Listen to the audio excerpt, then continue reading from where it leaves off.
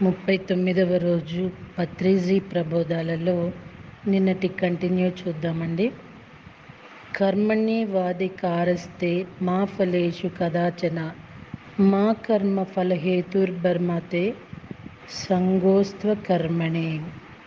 ఆవిడ నర్తకి డాన్స్ చేస్తూ మొగుడితో కళ్ళెగరేసి ఏం చేయాలని అడిగినప్పుడు అతను మన పని మనం చేద్దాం, ఫలితం ఆశించకుండా అని చెప్పాడు. ఆ భగవద్గీత శ్లోకాన్ని గుర్తు చేశాడు. మన పని మనం చేసుకుందాము, ఎంత వస్తే అంతే తీసుకుందాము, ఏం రాకపోయినా వచ్చినా ఒకటే, కానీ మన పని మనం చేసుకుందాము అని ఆ యొక్క శ్లోకానికి ఎంత మంచి దర్పణం పెట్టారో వాళ్ళిద్దరూ. దానివల్ల ఎంతమంది నేర్చుకున్నారు? పిరమిడ్ మాస్టర్స్ అందరూ కూడాను తమ జీవిత ధ్యేయానికి దర్పణం పట్టిన వాళ్ళే. మనం ప్రతిరోజు వీధుల్లో వెళుతూ ఉంటాము, శాఖాహార ర్యాలీలు చేస్తూ ఉంటాము. ప్రపంచంలో నీకు ఒక రోజు వస్తుంది. ఆ యోగి అడవికి వెళ్ళిపోయాడు. 1 సంవత్సరం తర్వాత ఆయనకి 3వ కన్ను వచ్చేసింది. కుండలిని ఓపెన్ అయింది. అతను గొప్ప యోగీశ్వరుడయ్యాడు. 40 ఏళ్ళు చేశాడు. ఇంకొక సంవత్సరం ఎందుకు చేయలేకపోయాడు?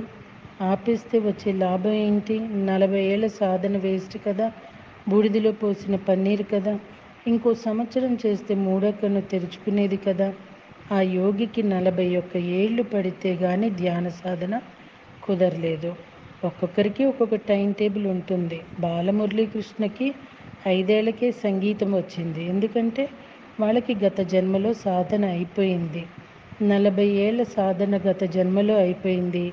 ఈ జన్మలో మొదలుపెట్టిన వాడికి మిగిలిన ఆ 1 సంవత్సరంతో కలిపి 41 సంవత్సరాలు పూర్తి కావాల్సిందే.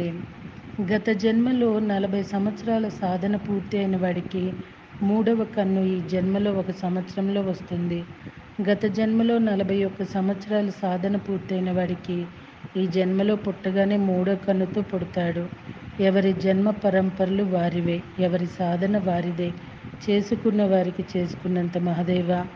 వారికి తొందరగా వచ్చింది, నాకెందుకు రాదు అని అంటారు చాలామంది. రామచంద్ర, ఆ మాటలు నేను వినలేకపోతున్నాను. నువ్వు వాడు ఒకటే, కానీ చేతికి ఉన్న వేళ్ళు ఎలా అయితే వేరుగా ఉన్నాయో అలాగన్నమాట. నీ చేతికి ఉన్న నీ వేళ్ళు ఒకటిగా లేవు. అలాంటప్పుడు నువ్వు వాడు ఒకటే ఎలా అవుతారు? ఎవరికి వారే యమునా తీరే. చేసుకున్న వాడికి చేసుకున్నంత మహదేవ. నువ్వు చేసుకోలేదు, నీకు కాలేదు. అతడు చేసుకున్నాడు, అయ్యింది. ఎప్పుడు చేసుకున్నాడంటే అతడు తన గత జన్మల్లో చేసుకున్నాడు.